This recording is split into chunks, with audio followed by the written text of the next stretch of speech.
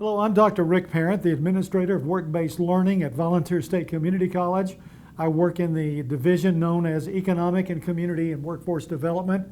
Today we're going to talk briefly about interviewing skills, interviewing techniques, and job offers. It's extremely important that I have 3 modules of training. One is job search strategies.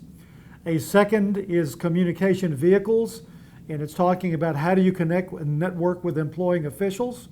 And then the other is this one, which again is interviewing skills, techniques, and job offers.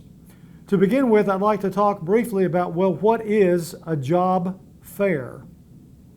Because a job fair is one of the ways in which a prospective employee may be interested in identifying with an agency or organization by attending an on-ground experience. Can be provided through an American Job Center.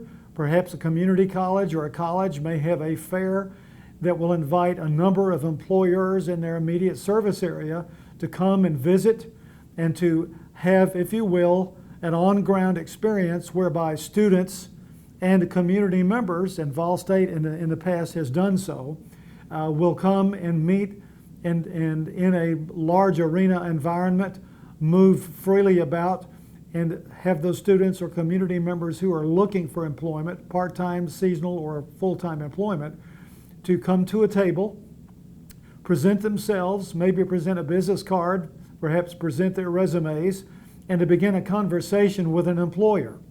In some cases, this is an opportunity for that employer to be able to promote, again, their business and to make sure that as they leave that experience, they may have a list of prospects, some of whom may have already on that location completed or started this completion of an application for employment.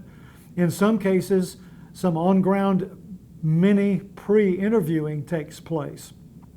Either way, job fairs, especially on-ground job fairs, creates great synergy for students to make or community people to make a good, positive first impression. You only get one chance to make a positive first impression. So we'll talk about what are those components of being positive and how do you make that impression. The second way that many job fairs now are being provided is they're provided in a virtual world or virtual environment. That means it's typically online, where companies or agencies offer a certain time and location, almost like a webinar, and invite people who are interested to join them and to communicate back and forth so that they can learn more about not only the organization, that is the community partner or the prospective employee, but the employer can learn about that individual as well. If you're going to be a participant in a virtual situation, then make sure that where you are is in a location that is secured, it is quiet, it is an environment whereby you have control of that environment. There will not be interruptions, there will not be telephone calls that are being made. Your cell phone is either not with you or it is turned off, and it gives you the opportunity as a prospective employee, the job seeker, to be able to focus on any conversation that you may have with that or those employers. On the employer's end, they're watching, they're looking. And in a virtual environment, again, no handshaking. They are looking for enthusiasm. They are looking for good, solid communication skills. They are looking for individuals who speak clearly, concisely, coherently, and who look into that camera and who look with an expression of enthusiasm while they're communicating. So, job fairs are critical. Job fairs virtually are critical. These are great communication venues to give both parties the opportunity to get to know each other and move forward with an application and interview if at all possible. If you're participating in a job fair that is an online job fair, face-to-face, person-to-person, there is an effective job fair strategy that I'd like to share with you. There are 6 basic components to that.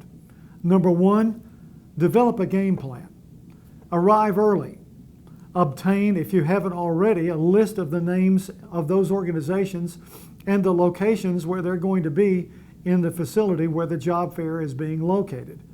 make sure that you have a strategy as to where are those first maybe 1, 2, or 3 or 4 businesses that you're primary seeking employment, and then maybe that 5, 6, or 7 business location.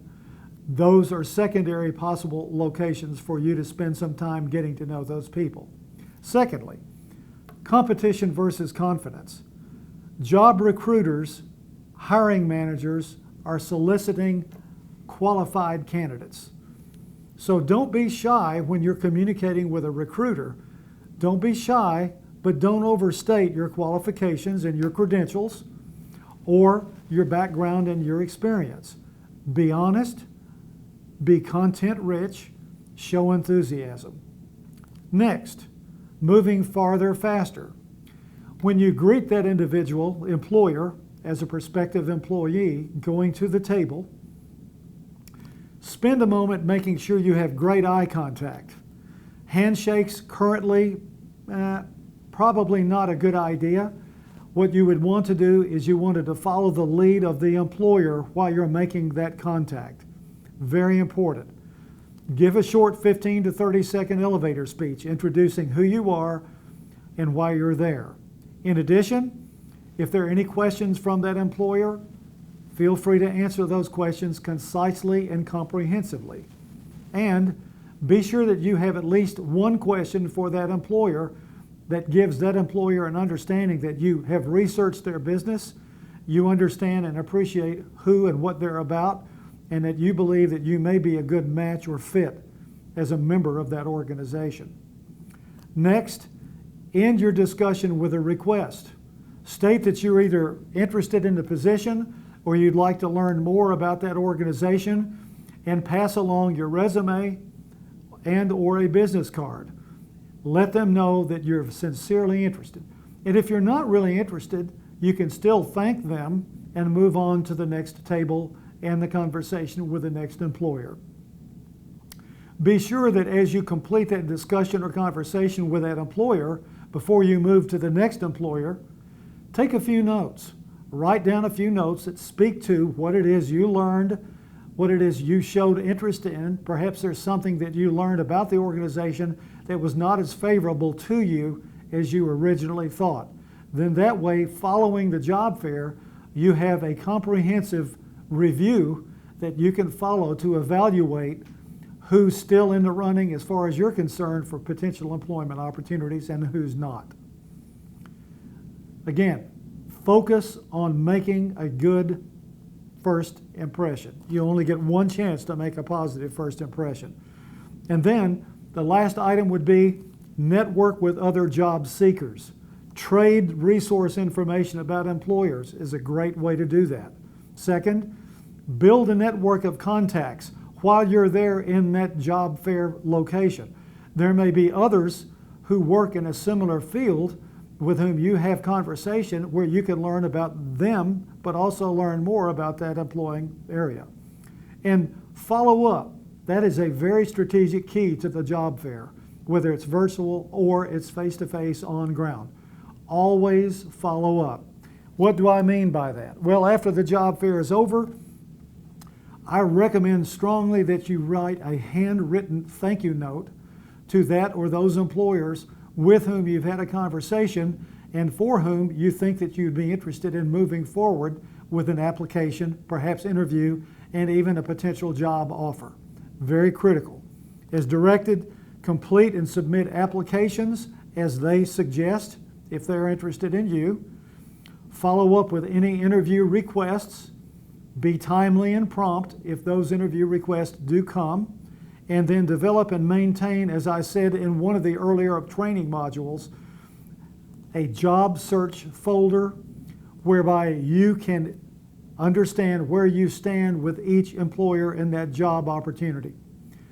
Job fairs, virtual, on ground, face-to-face, a great way to expose who and what you're about. Also learn more about those employers, seek out future opportunities for applications, interviews, and potential job offers. The next phase of this training module is dealing with interviewing skills and techniques, what does an interview really mean to you as well as to the employer, and how do you successfully achieve making sure that you understand the need of the employer, that they understand who you are professionally, and how that match or that fit may mean success. So let's begin. I don't know how you spell the word interview, but I'm going to spell the word interview for you. This will help you. Interview is E-N-T-E-R-V-I-E-W.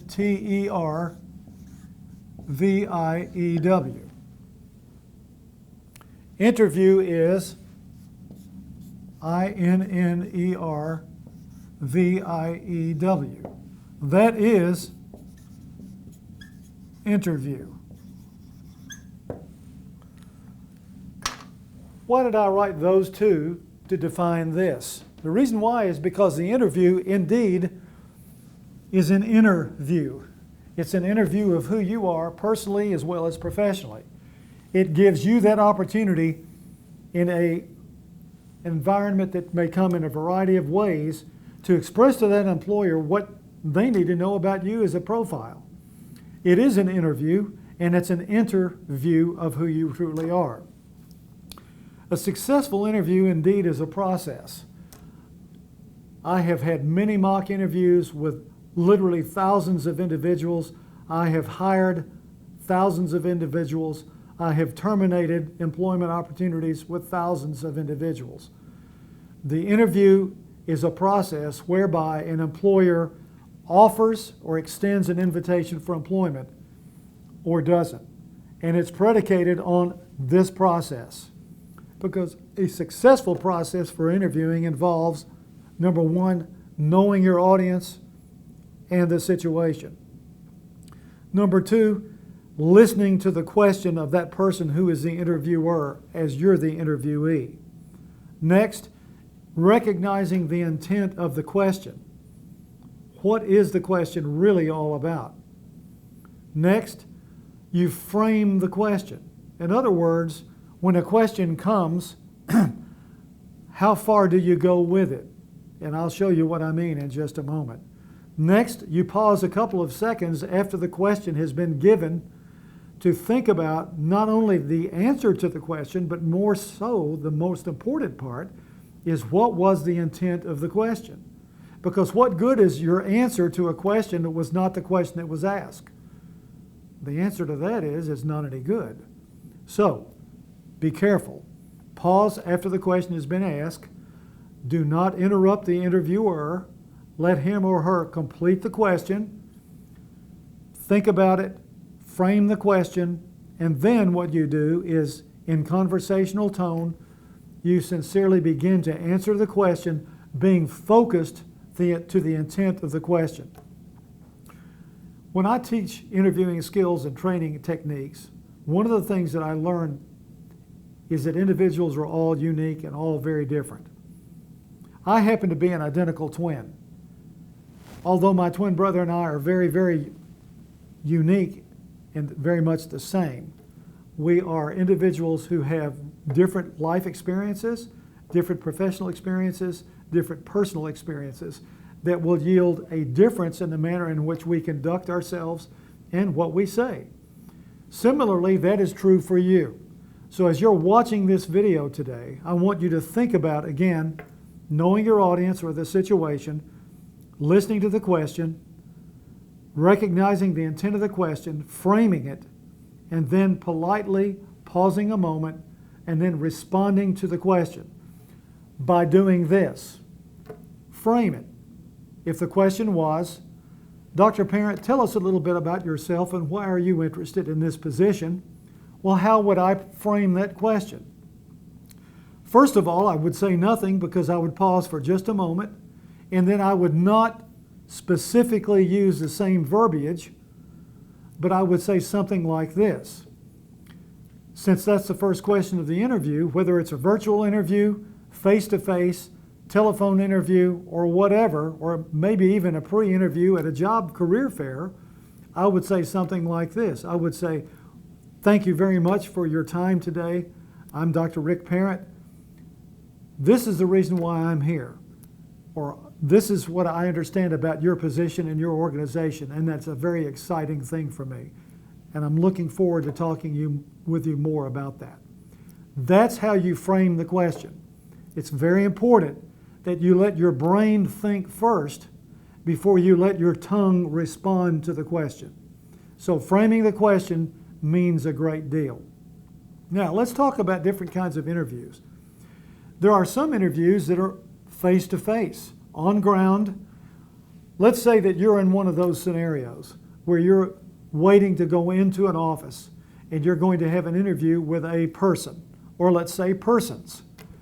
When you are offered the opportunity to go into the office building, someone will probably greet you, offer you something to drink, and probably say, if you will, Dr. So-and-so or Mr. So-and-so will be with you, or Ms. So-and-so will be with you shortly.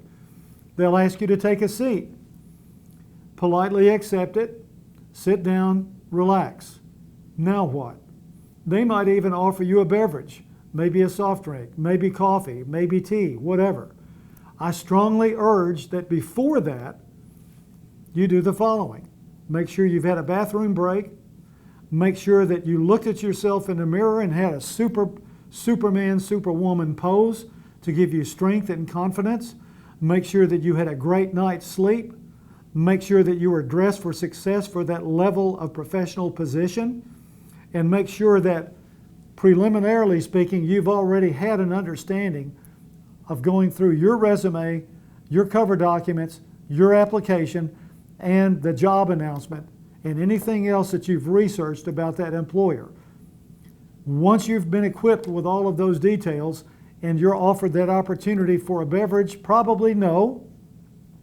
What do you do if you're sitting there in that office and there's a table with, let's say, 5 different documents, and one of those happens to be a document that is related as a coffee table document to talk about that business?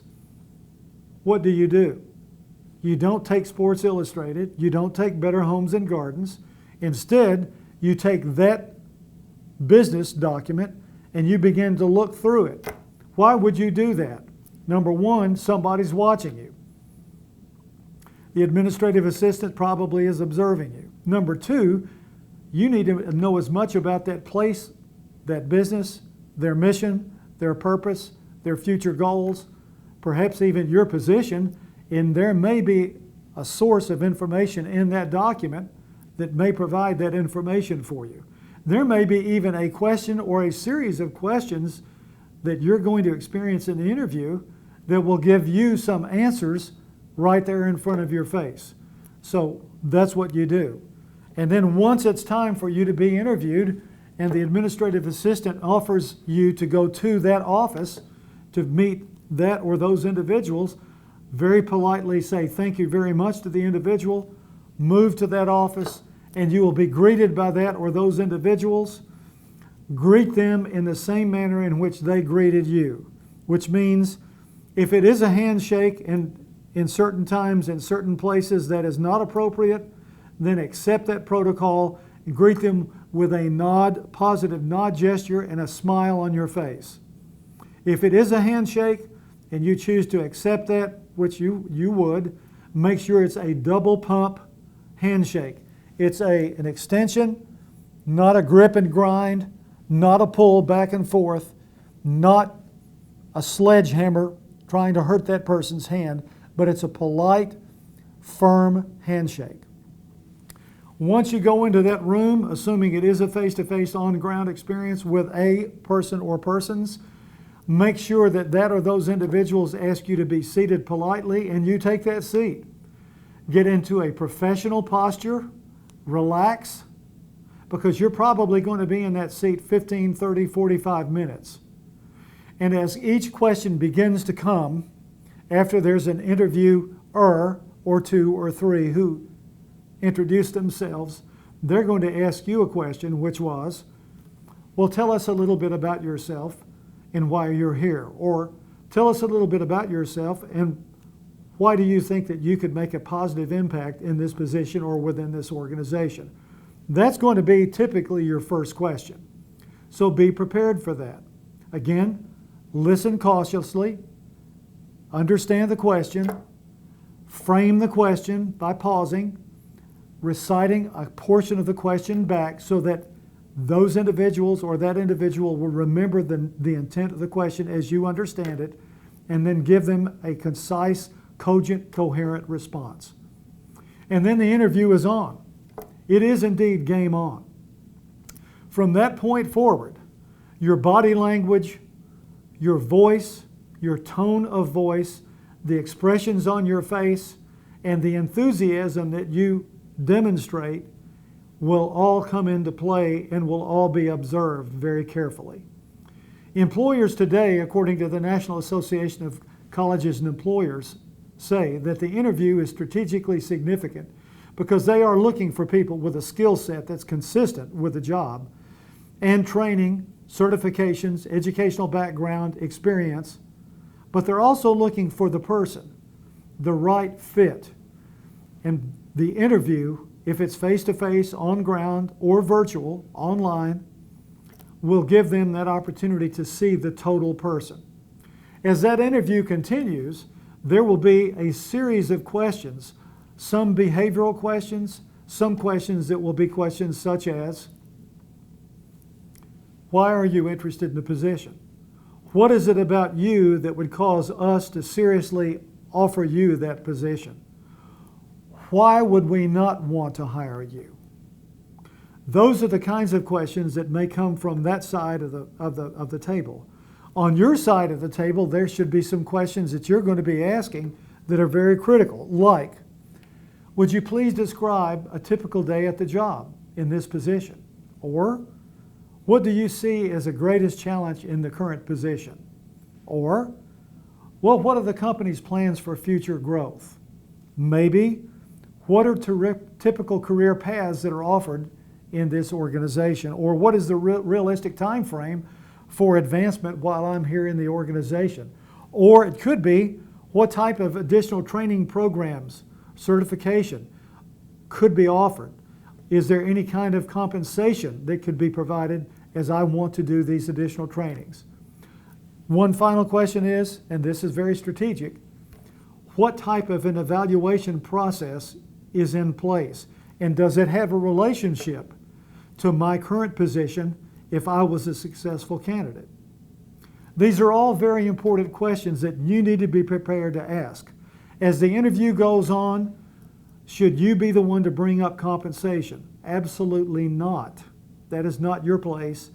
If that comes into play, it's because the employing official asks you because they're either doing one of two things, trying to select you out and see what you would say, or select you in if you already know what the price range is for that type of position and you're willing to accept that. So be very careful with that. As the interview continues and you go from one question to the next, what's very important is the way you maintain your energy and enthusiasm. Sitting in the chair, for example, sitting in the chair with your back to the back of the chair is important. Sitting in a relaxed position.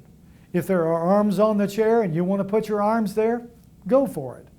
If you want to cross your legs, that's fine. But if you cross your legs, maintain that position. Don't continue to move your legs back and forth. Make sure that your clothing is, again, appropriate for the interview, that your nails are clean, your hair is well groomed, you have had a nice facial cleaning, your teeth are clean. Make sure are you ready for this? Shoes are shined.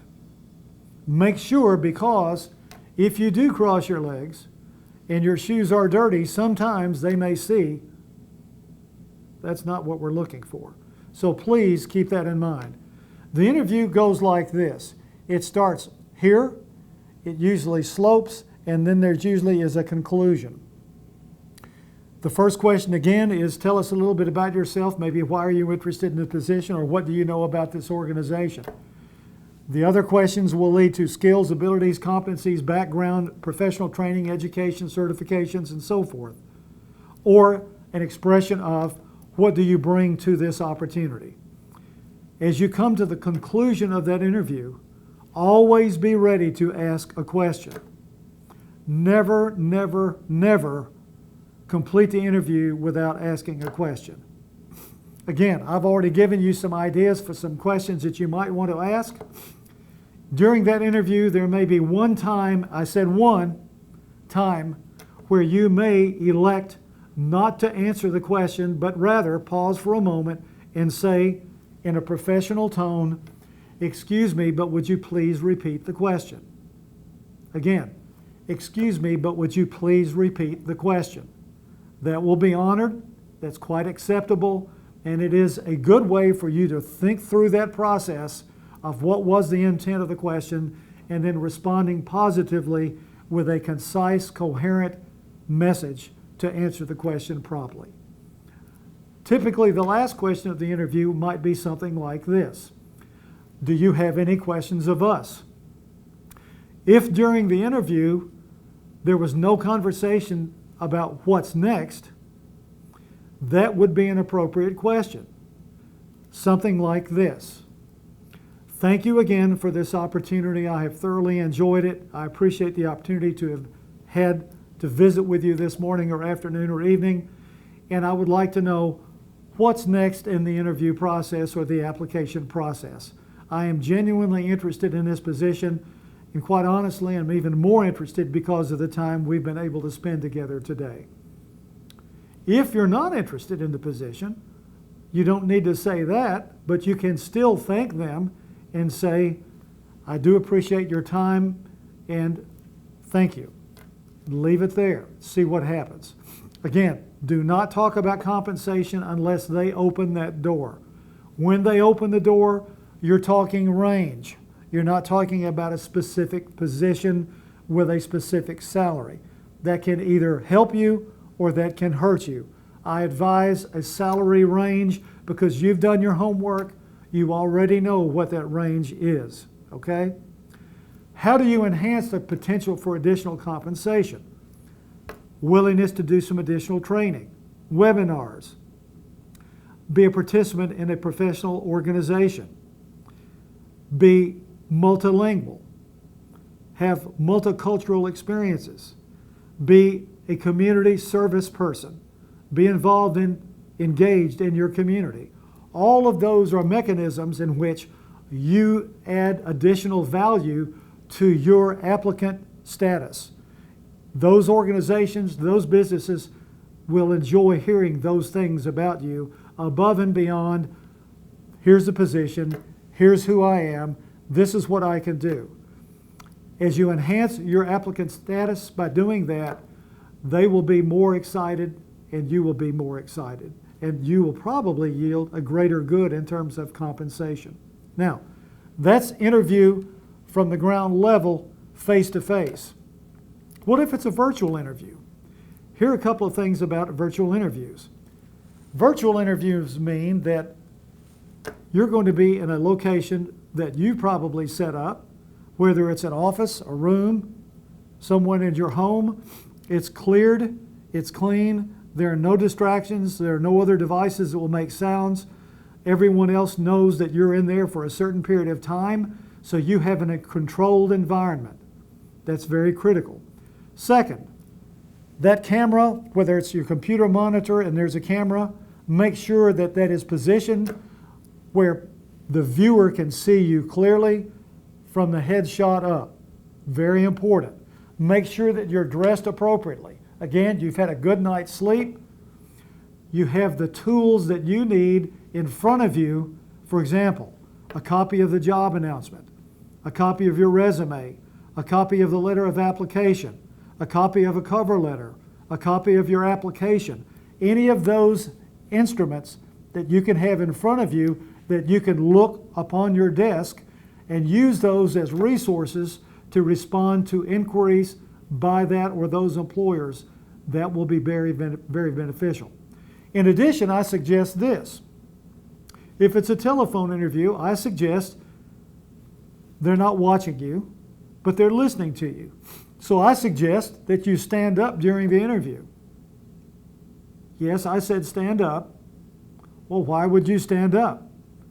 Two reasons. Number one, it gives you a clear sense of purpose because you're going to be standing up and you're going to be looking at yourself in a mirror. There's going to be a mirror on the wall and you're going to be watching yourself and listening to yourself. That means that you're going to be more precise and more focused in your answers. Second, it gives you a greater sense of enthusiasm and your blood continues to flow. Your energy level will be maintained and it will be higher than if you're sitting at a desk during that interview, if it's a telephone interview. So telephone interviews can be very, very difficult if technology is an issue or if you're not prepared in the manner in which I've just shared. Interviewing also may be in another form. It could be groups, could be individuals. There are some businesses that will interview you on a one-on-one, one-on-two, one-on-three basis. It may be a one-day experience. It may be that you interview with 5 different groups or organizations. It may be that you are going to be taken to a room and you're going to be given evaluations or testing, whereby you need to complete the following tests so that you can demonstrate proficiency or a level of understanding related directly to that position. Also, be ready and be aware that preceding the interview, or most certainly after the interview, there will be background checks. Background checks today are one of the most serious reasons why people are not successful interviewees and successful new employees. Whether it's addictive behavior, drugs, alcohol, or whatever, please do not engage in that activity because that will be found out about you. So be aware of that. It could be a prior record that you have had, criminal record. If you've had it expunged, something of that nature, that's on you to be able to respond to any kind of an inquiry. And employers, again, whether it's Facebook, MySpace, Twitter, LinkedIn, they are going to be watching and listening and learning as much as they can about you to create a profile so that even in the interview process, they're already cognizant of who and what your profile looks like. And they're looking at how you react or respond to that. In some cases, there may be a question, whether it's a virtual interview, an online interview, telephone interview, or a face-to-face interview, where there's a question and you just absolutely do not have an answer to that. Well, how do you react to that situation? Here's one way to do it. Turn the table. Let's say there was a question that was asked of you that said something like this. Let's presume that you're in this situation. How would you respond or react? Let's say that you were interested in a health career. You're interested in physical therapy as a PTA. And let's say that it was a situational or behavioral question. And the question was something like, you're a new employee working for X PTA services in X location. You had a new client who came on board, but that client and the PT, the physical therapist, didn't seem to relate well. However, you're the one who's supposed to administer, if you will, the actual therapeutic application. The PT is supposed to be the one to identify what is the need and to prescribe a plan of action. But that's not consistent with what the client expected, wants, or is even interested in doing because they're afraid of the pain associated with that. How would you respond or how would you react to that? Interesting question. Questions like that do happen. And what I would do is I would throw the question back by saying, relationship building is critical, and it works in all 3 levels, not only the PT, but the PTA, certainly with the client. And in my judgment, my responsibility is to both parties. My first responsibility is to my PT, because he or she is the one who's developing that protocol, that prescription plan, and then my responsibility is to enlist the trust on behalf of that client to make sure that they understand that they're coming here and they are in pain, but there's going to be a time when the pain will subside once this experience yields the greater good through the application of that plan. So that's how you do that. It's not a yes or no, it's not a maybe, it's not a true or false, it's not a multiple choice. Sometimes those questions are very thought-provoking and yield an answer that is very in-depth. But think through the whole situation, and sometimes there is not a right or wrong answer. They're watching and listening for reaction based upon reasoning. That's an example of what that's all about. Now, one other thing about interviews. Interviews are strategic because there are certain do's and don'ts. And I'm going to run through a couple of things with you.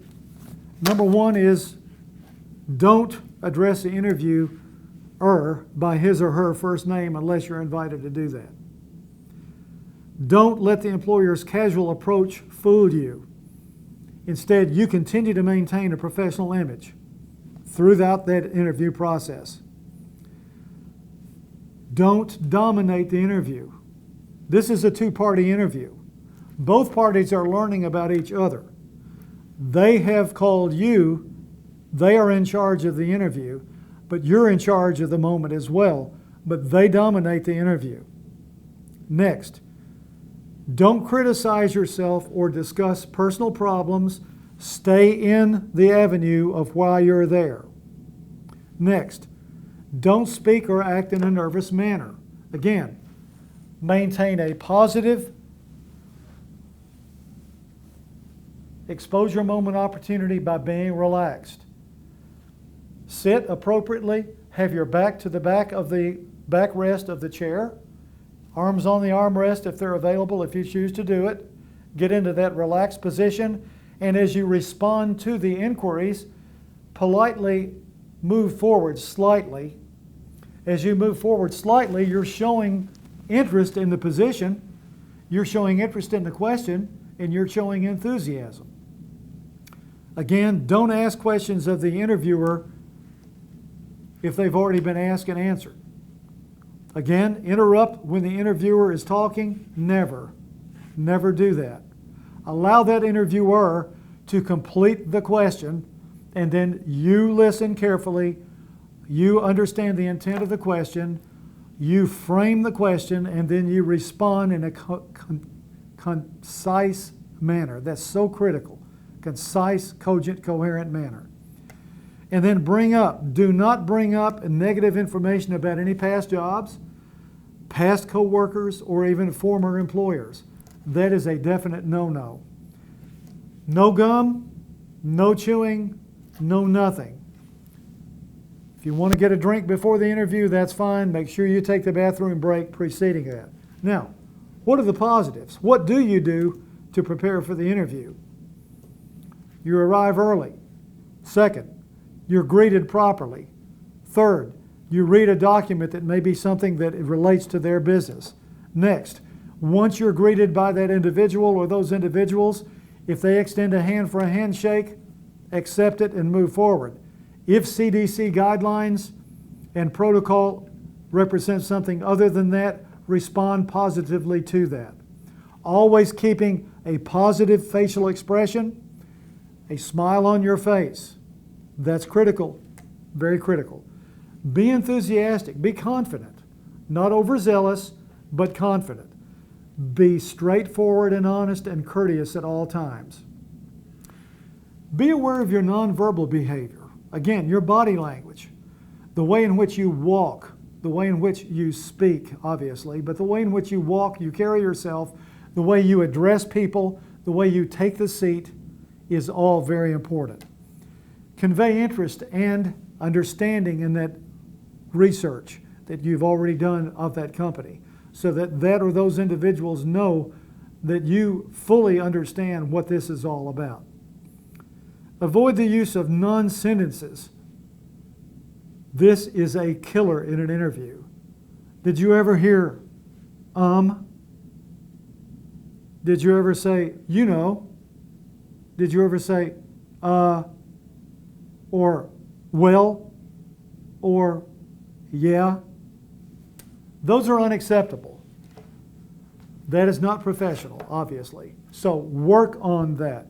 I suggest that as you prepare for the interview, that you go to a room with a mirror on the wall, you stand there dressed for success for the interview, and you give yourself, if you will, some of those questions that you've already heard me talk about, either from the interviewer or you're going to ask questions of the interviewer, and that you respond. Sit down in a seat, get into a relaxed position, and prepare for that by going through that process. Very strategically significant. Practice makes perfect. The more you do it, the more comfortable you'll be, the more flexible you'll be in the way in which you answer questions, and the greater confidence you will generate for yourself. At the close of the interview, establish a date for your next communication. Again, that's very strategic. If you want to continue to be considered a candidate for that, make sure that that's a next step and that everyone in that room is in agreement. Always remember when it's over to thank the interviewer for his or her time. And once that interview is over, because you arrived 10, 15 minutes early, make sure that as you exit that facility, you will that afternoon or evening write a personal handwritten thank you note and send it to that individual. Now, some people will ask, is it appropriate at the end of the interview to ask for a business card? The answer is yes. Or you don't need to because you already have had probably previous correspondence with that or those persons. But always send a thank you note, and I strongly encourage a handwritten note. Do not email them. Certainly do not call them because they're too busy. They're looking at other applicants. But thank them. That's very, very important. Well, what happens once the interview is over? After the interview, send a thank you letter. But also remember this. You may be invited for a second interview. It may even be an interview where you're going to be demonstrating personal and professional etiquette. So let me invite you to think seriously about skills associated with dining. Do you know the appropriate dining skills about eating, about where items are placed on the table, about which way the flow of food, beverage, butter, bread may go?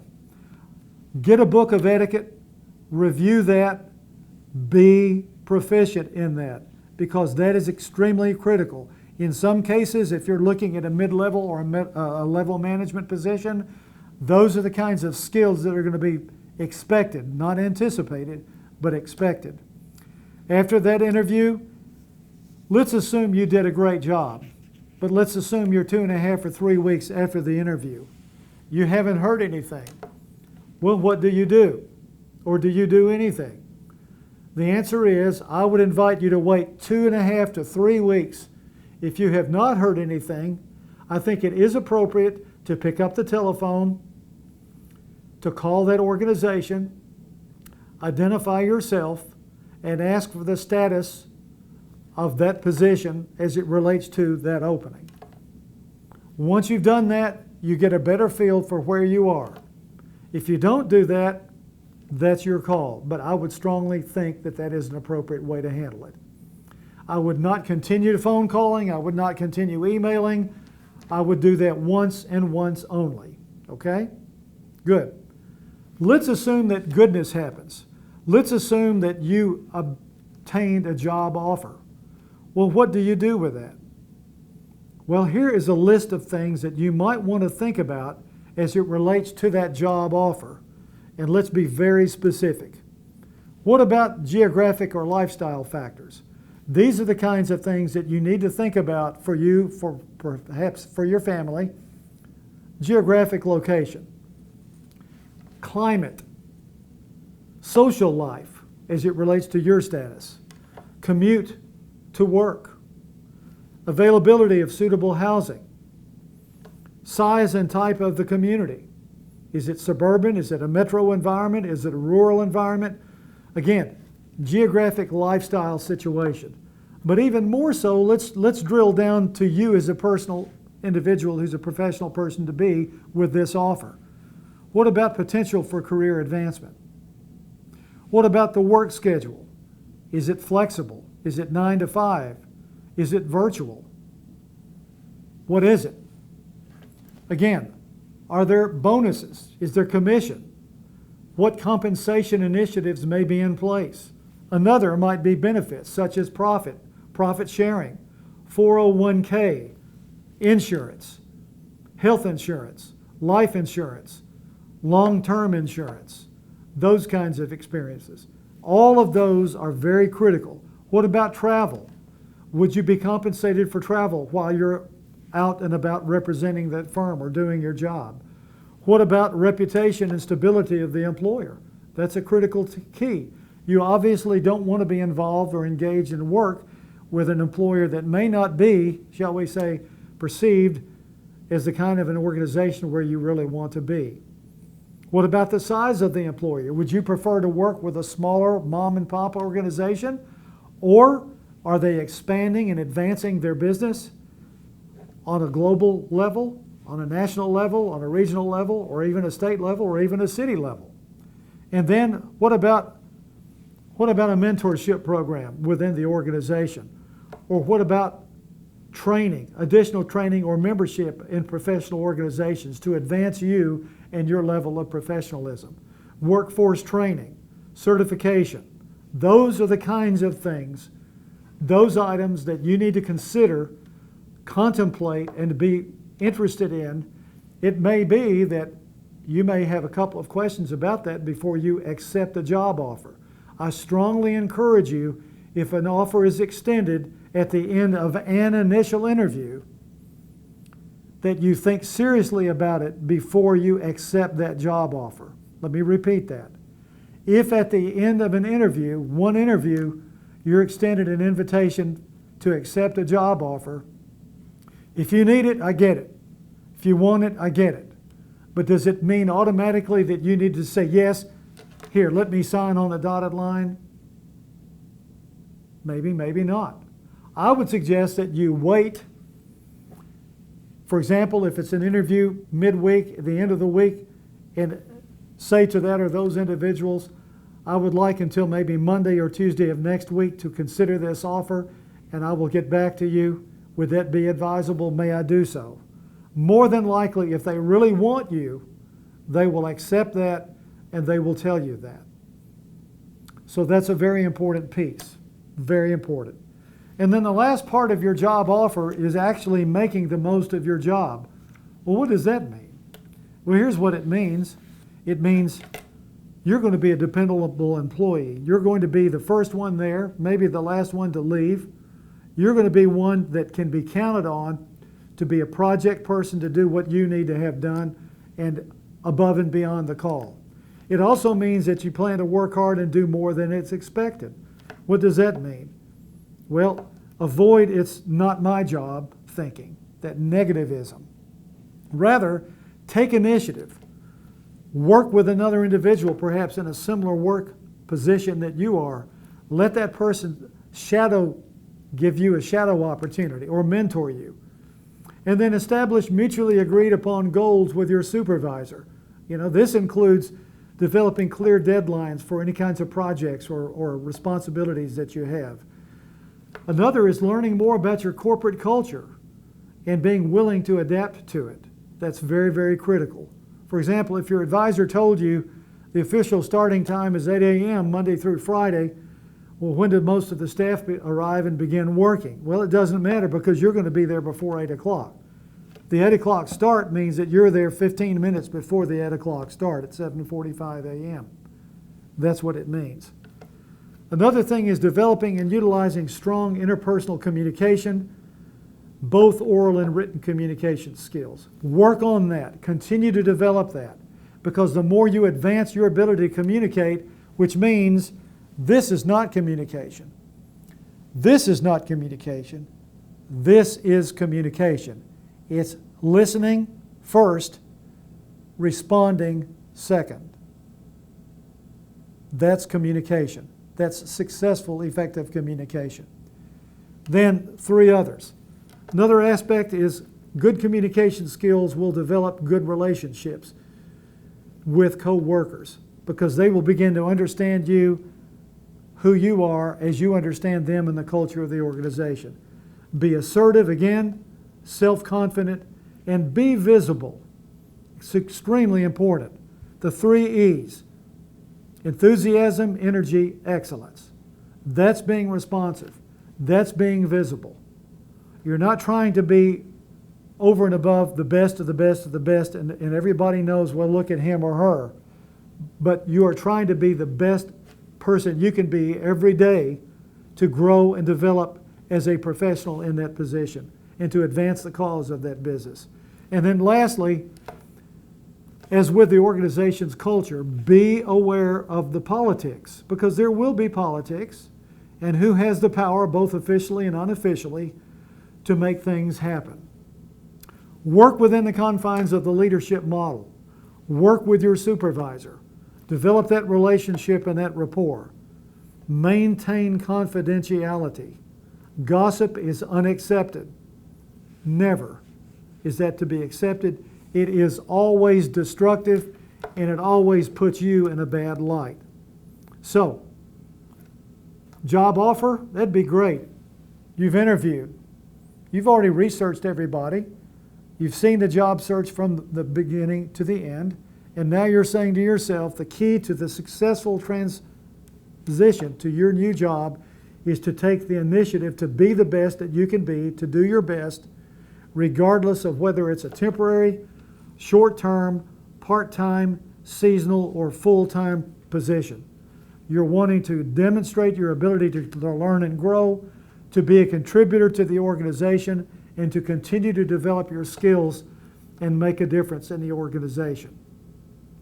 Thank you again for your viewership of this. Again, 3 training modules as it relates to workforce development, career readiness. They are job search strategy.